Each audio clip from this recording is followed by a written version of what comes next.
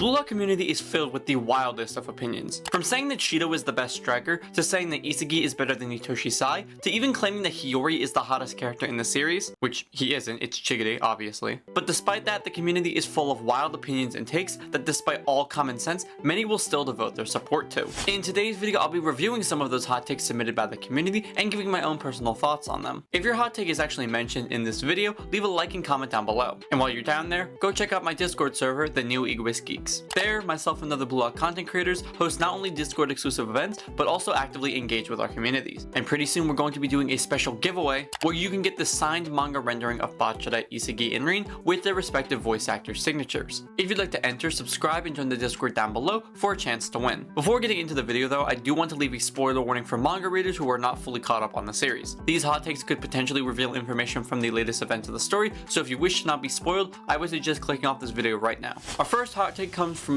The King 7, who says, Botto is not only the best striker in Blue Lock, but he's also the best character. Now this is a statement that I can actually get behind. Botto isn't a bad character by any means, and despite being this dickish and very self-centered individual, he is still written to be someone who you can enjoy seeing and reading about. It's done in a way to turn those seemingly negative qualities into a foundation for this incredibly developed character. Now I'm personally a huge Shady fan. I've always loved speedsters, and anyone with a speed-based ability automatically gains 1000 aura in my book, but Botto is definitely up there. When it comes to the other part of that statement, I actually wholeheartedly agree with this. Botto, when you look at Blue Lock's story, its training, as well as his abilities, he fits all of the qualities to be Blue Lock's best striker. While people may simplify a striker's job down to just scoring goals, we've learned from the selection that it isn't just about scoring goals. You need to be able to have a unique and individualized ability that turns a nothing situation into a 1. You then need to either have the compatibility to work with others to multiply that 1, or have the mindset to devour others to force that 1 into 100. You also need the mix of talent and hard work that sets you above the others in comparison. Botto fits all of these qualities, with very few other strikers actually meeting the same. Many players like Shidou and even Nagi lack one or more of those qualities that keep them from reaching current Botto's level. And when looking at his arsenal, he's very striker oriented, not only possessing a strong frame and charging power that lets him force his way into his perfect shooting zone, but with a curving middle or power shot combined with the game IQ and vision to sense an opening,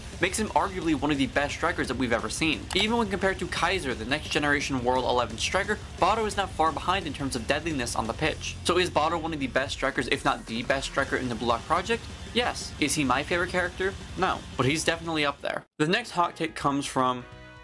I'm gonna butcher this. Apologies in advance. Abhijit Singh 3293, who says, Kaiser is overrated. Yes, his finishing is top notch, but when it comes to the metavision / predator eye and game IQ, he has not proven anything.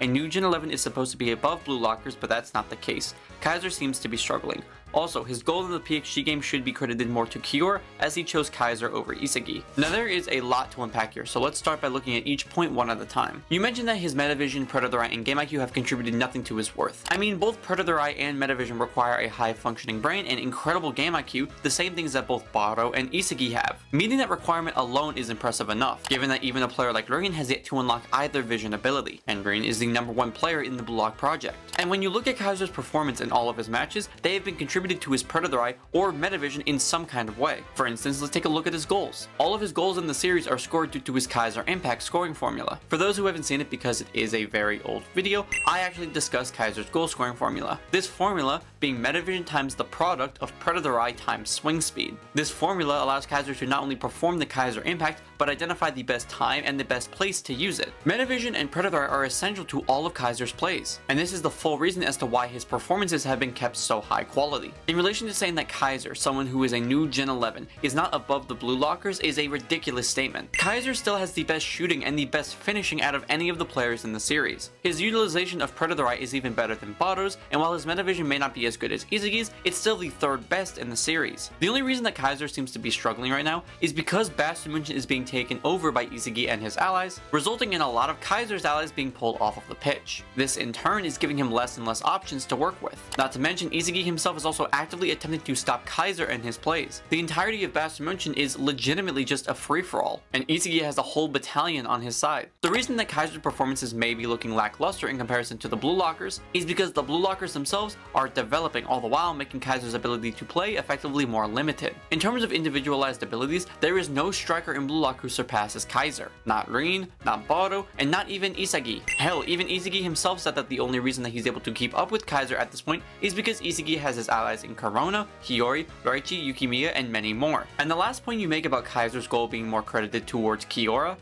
No, it shouldn't. I mean, yeah, he chose Kaiser over Isagi, but Kaiser was still the one who made the impossible shot and scored. The Kaiser impact itself is the fastest shot we've seen in the series. Don't tell me it isn't, because it is. And now he's attempting to put an incredible spin on it. Whether Kiora gave him the pass or not, Kaiser is still the one finishing the play. It's different for someone like Shidou, where Sae is the creator of the play, and Shidou is the finisher. The unique case for Kaiser is that the pass itself wasn't anything incredible or technical in comparison to what Sae does. Kaiser just simply took the opportunity to re-attempt his shot. The goal should still be credited to him and his abilities. But yeah, Kaiser being overrated, in my opinion, that is a wild take. Hell, any of the new Gen 11s being overrated is a wild take. By the way, if you are enjoying this video so far, leave me a like and subscribe down below, and stay tuned to the end of the video because I have a massive announcement for you guys. The next take comes from fanmade_royale_rumble, who says, Hiori is better than Charles. People say Charles is superior. Now this hot take is a little difficult to side with. Realistically, I can see both sides of the argument, but I'm just going to give you my own thoughts. When looking at both of the players, I believe that Charles is the better passer. However, I would pick Hiori over Charles if I was drafting a team. Not only does Charles have the meta vision to match Hiori, but if you saw my Charles theory video, you'd also know that Charles possesses a specialized vision called dartboard lens. Now to quickly summarize, dartboard lens is this unique pattern that we see in Charles's eye when he's making a pass that allows him to view the passing trajectory of the ball even before he kicks it. This is what allows him to hit those insanely crazy passes that we see in the series. Charles having these two unique kinds of vision is what I believe makes him such a good passer. Hiori's passes, like the alley cross, are usually long aerial passes that drop suddenly at the striker's position. Charles has shown in numerous occasions that he's not only able to do that, but he's also able to do crazier passes that Hiori can't compare to. In that regard, I do think that Charles is better than Hiori. However, in terms of personality and compatibility, I would take Hiori. Hiori appears to have no kind of preference for his receiver. He simply wants to pass to whoever can finish the job. Charles, on the other hand, can become obsessive and fixated on one style of play and completely disregards the other, more efficient receivers. In this regard, as a midfielder, it makes reading plays easier as you can easily identify who he prefers to pass to and shut it down, as seen with Kaiser here. So my conclusion is that I would rather have Hiori on my team over Charles. However, I do think Charles is the better player. But it's a very good topic to debate. Before I continue the video, I want to talk to you guys about this video's sponsor, that being Anime Express. Anime Express is a website where you can purchase anime-related memorabilia and attire, such as exclusive figures, jewelry, and some awesome clothing. They aren't limited to just the big names like One Piece, Jujutsu Kaisen, or Bleach, but they also have things for the BLUELOCK community. Examples being these fire jerseys, shirts, and even this awesome high-grade necklace. When purchasing your products, you're also super clear about the details of the product, so you know exactly what you're going to be getting. What's even more awesome is that when you use the code ARROW10 at checkout, you'll save 10% off your entire order. If that's something that interests you, click the link at the top of the description to go over to their website and check out some of their stuff. And remember to use ARROW10 at checkout to save 10% off of your entire order. Alright, now back to the video.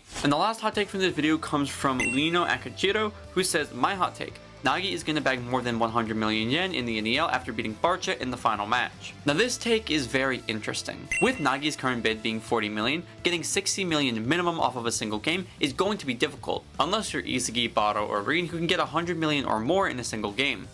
So maybe I guess it won't be so difficult for Nagi then. Anyways, given my own personal predictions, I do kind of agree with this one. Now, I'm not personally one of those people who think that Nagi is going to be getting a hat-trick, but I do have some prediction as to how the Manchan vs Barca game will go. To summarize without giving too much away, because I might make a video on this, I believe that Nagi and Ryo will each score one goal, with them also assisting each other in getting that. This is what will allow for Nagi to get a big boost in the values, along with Ryo making it into the safe zone when it comes to his value. Scoring one goal and assisting in another could help Nagi get a 60 million yen bid or more, but it's very hard to say for certain, given with how inconsistent the value system has been. Come on, Botto scoring 2 insane goals and only getting 30 million, that's ludicrous. But aside from that, those were all of the hot takes in today's video. I hope you guys did enjoy this video and will leave me your thoughts down below in the comment section. With this video only going up 30 minutes before Season 2's release, I'm very excited to see how Season 2's debut episode has turned out. As for my very big announcement, I wanted to let you guys know that this weekend, this Sunday at 12 PM EST, myself and Raven are going to be going live for a very special episode of the new Egoist League podcast. Because on that stream, myself and Raven will be interviewing the English voice actor for Julian Loki. Muneyuki. I don't know about you guys, but I am incredibly excited for this. I think I might be the first solely Blue Lock content creator to have this kind of one-on-one interview, specifically with a voice actor from the series, so I'm very excited. You, the community, have sent in your questions as to what you would like us to ask him, so I hope you guys do come to share your support. And if you can't make the stream live, you can always rewatch the stream as a VOD, or you can wait till next weekend where I edit down the interview into an actual video. I'm very excited, and again, I hope you guys tune in. Myself and Raven would really appreciate it. For the question of the video,